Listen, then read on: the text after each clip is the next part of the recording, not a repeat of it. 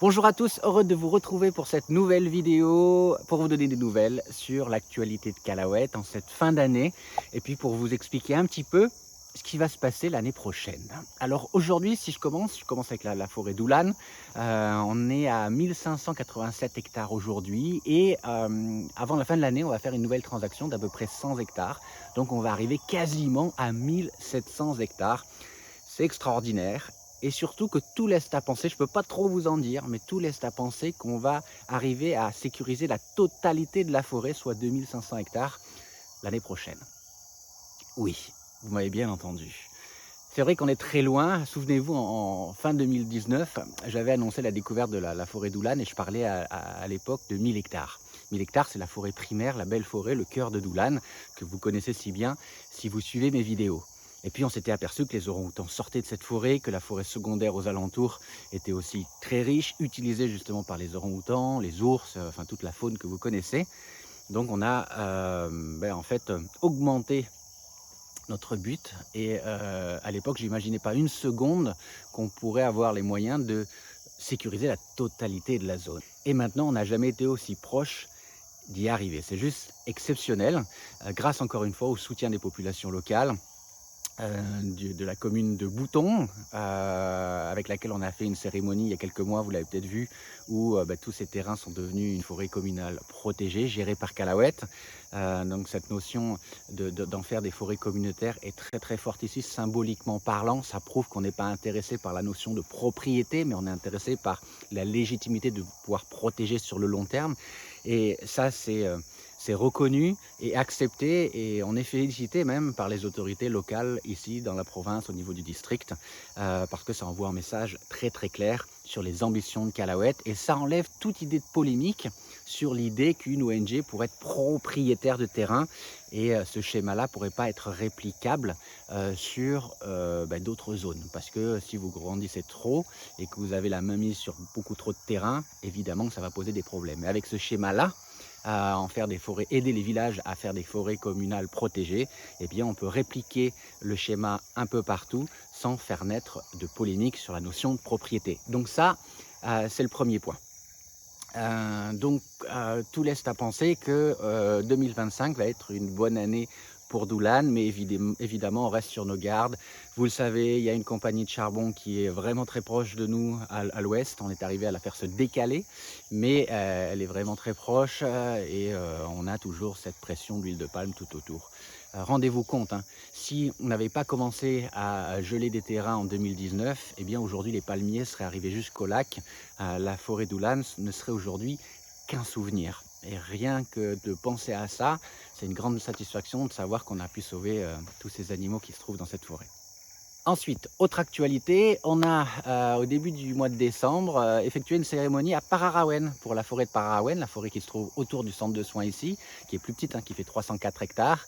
Et de la même manière, elle est devenue une forêt communale protégée, gérée par Calahuète sur le très long terme, via un accord signé par tout le monde et reconnu par les autorités du district. Donc encore une fois, un message très fort envoyé aux populations locales, pas simplement pour la réserve d'Oulan, mais aussi pour Pararawen, même schéma. Ce qui nous permet d'avoir l'ambition de sauver beaucoup plus sans encore une fois faire naître des polémiques. Donc on a eu cette petite cérémonie, vous voyez quelques photos. Ensuite, face à tout ça, je vous en ai parlé, on a deux nouveaux projets. Si vous suivez mes réseaux sociaux, j'en ai parlé dans une vidéo sur YouTube, notamment de notre projet à Mantaway. Vous le savez, à Mantaway, on a un centre de soins, on n'a que 4 gibbons de cloches là-bas, mais on veut s'investir pour protéger la forêt. Je ne peux pas vous en dire beaucoup, je sais que je vous ai déjà expliqué qu'on était face à une exploitation forestière.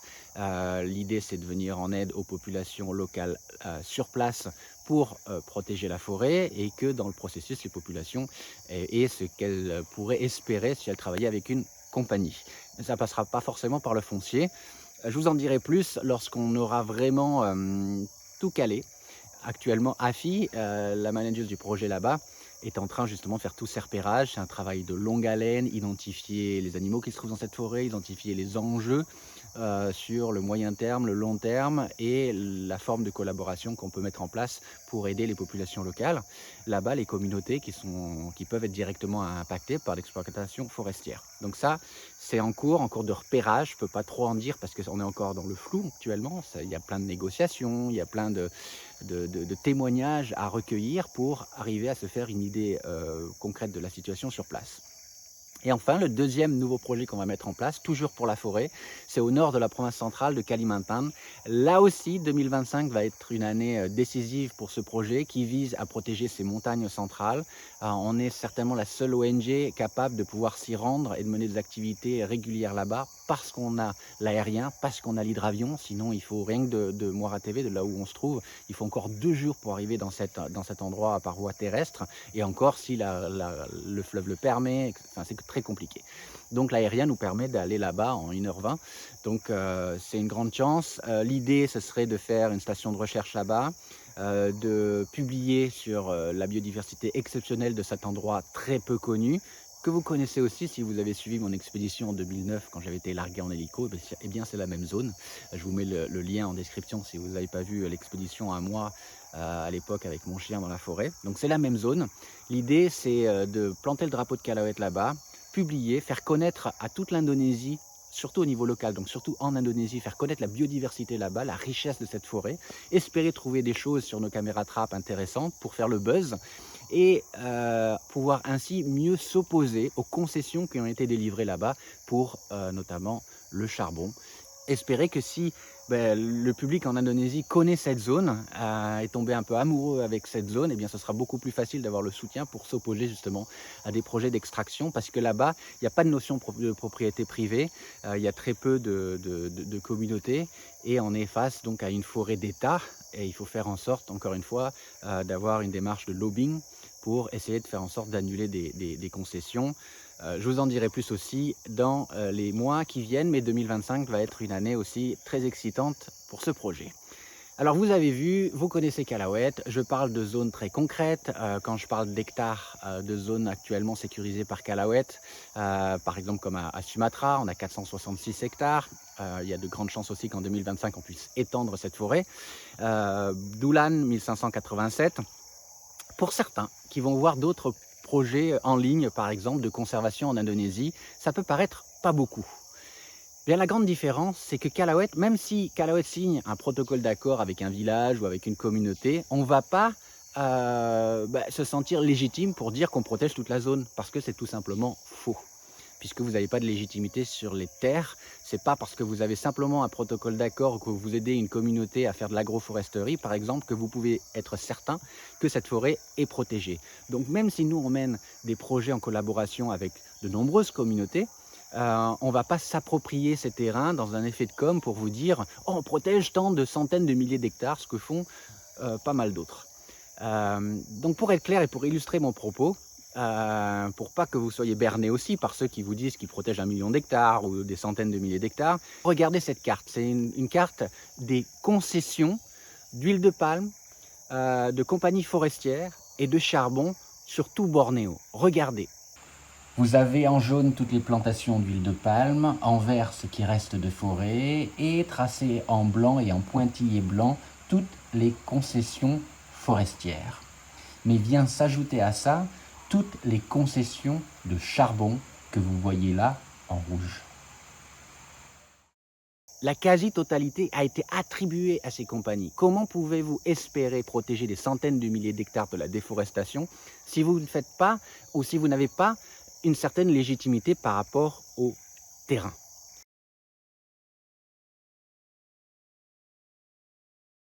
Si vous faites simplement des projets qui, certes, peuvent aider des communautés, je ne dis pas ça, mais est-ce que c'est réellement efficace pour protéger la forêt?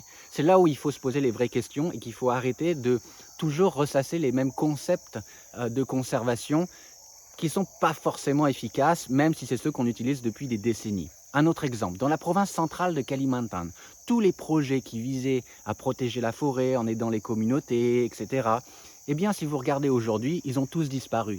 Ils ont été remplacés par des plantations de palmiers à huile entre autres parce que justement il n'y avait pas de légitimité par rapport au terrain et vous ne pouvez pas espérer ou demander aux populations locales, aux communautés de se satisfaire de la cueillette du rotin ou de se satisfaire de saigner les EVA parce qu'à un moment donné, eh bien, les gens vont vouloir plus et c'est normal et au final, ils vendront leur terrain et c'est ce qui s'est passé dans la quasi-totalité des programmes avec ces approches, je dirais, classiques de conservation. C'est quand il n'y a pas de légitimité par rapport au terrain. Encore une fois, regardez cette carte, tout a été attribué à des concessions. À un moment donné, dans la zone, la compagnie qui a obtenu la concession va acheter les terrains. Donc c'est là où il faut que les organisations soient beaucoup plus honnêtes quand elles disent qu'elles protègent une zone de forêt. Pour nous, protéger une zone de forêt, ou quand on vous dit qu'on protège une zone de forêt, eh bien c'est qu'on a la légitimité de pouvoir la patrouiller, d'interdire la chasse, d'interdire le braconnage, d'interdire les coupes de manière très concrète puisqu'on en a la responsabilité. C'est pas simplement de signer un protocole d'accord avec une commune et ainsi de dire qu'on a une influence pour protéger la forêt sur toute cette commune. Évidemment que c'est beaucoup plus facile pour afficher de grands chiffres, mais comme vous l'avez vu avec les cartes des concessions, ça ne veut pas dire grand-chose dans l'Indonésie de 2024 et vous ferez simplement pas le poids face aux compagnies si vous n'avez pas de légitimité par rapport au terrain. Voilà, j'ai été long, mais vous savez tout, donc c'est très excitant de savoir ce qui va se passer pour Calauet dans le futur, tous ces nouveaux projets, grâce à votre soutien. Et n'oubliez pas, si on a des donateurs qui nous permettent de faire de grands pas sur l'extension de nos réserves, pour gérer tout ça, c'est avant tout les amis de Calauet, c'est vous qui faites des dons mensuels qui nous permettent de gérer, de financer les gardes, financer les patrouilles et de faire fonctionner la machine. C'est le plus important pour nous, je ne cesse de vous le dire, mais c'est juste la réalité. Voilà, vous savez tout sur ce petit point sur l'actualité de Calauet. Je vous remercie encore une fois pour votre soutien, votre fidélité. Je vous souhaite de très bonnes fêtes de fin d'année. Et puis on se retrouve aussi en janvier avec une visioconférence où vous serez tous invités, qui sera certainement retransmis aussi sur YouTube. Je crois que c'est le 11 janvier. Vous recevrez aussi un lien pour pouvoir y participer. Et comme ça, je pourrai répondre à vos questions et on pourra discuter de tout ça. Voilà, merci beaucoup. Ciao, bonne fête.